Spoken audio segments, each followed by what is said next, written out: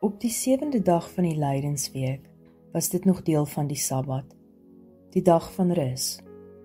Al het baie van die Jode dit so spandeer, dink ek die wat naby aan Jesus was, het met groot droefheid gesit. Vir party van die disippels was alles verby. Die een wat hulle moes lei is weggevat. Hoe kan die koninkryk van God nou op die aarde wees sonder Jesus? Ek dink nie een van hulle het eintlik verstaan wat hy hulle daai laaste week geleer het nie. Nie een het die geloof gehad dat hulle hom weer sou sien nie. Dit was eers later wat hulle verstaan het waar Jesus was en wat hy selfs in die dood moes gaan doen het.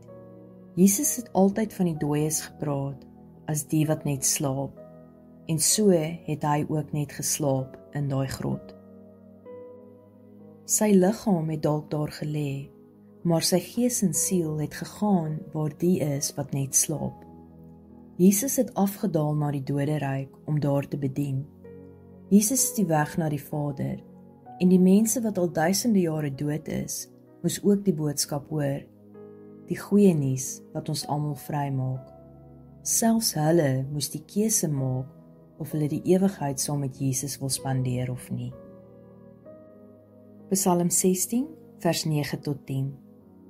Daarom is my hart bly en my eer juig, ook sal my vlees in veiligheid woon, want U sal my siel aan die doderyk nie oorgee nie.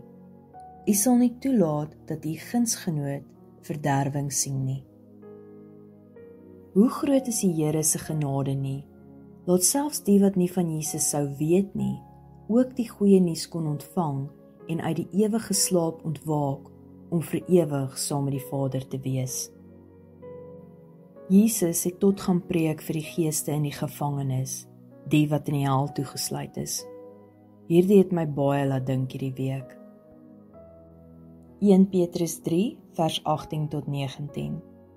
Want Christus het ook eenmaal vir die sondes gelei, hy die regverdige vir die onregverdiges, om ons tot God te bring. Hy wat wel gedood is na die vlees, maar lewend gemaak deur die Gees, in wie hy ook heen gegaan en gepreek het vir die geeste in die gevangenis.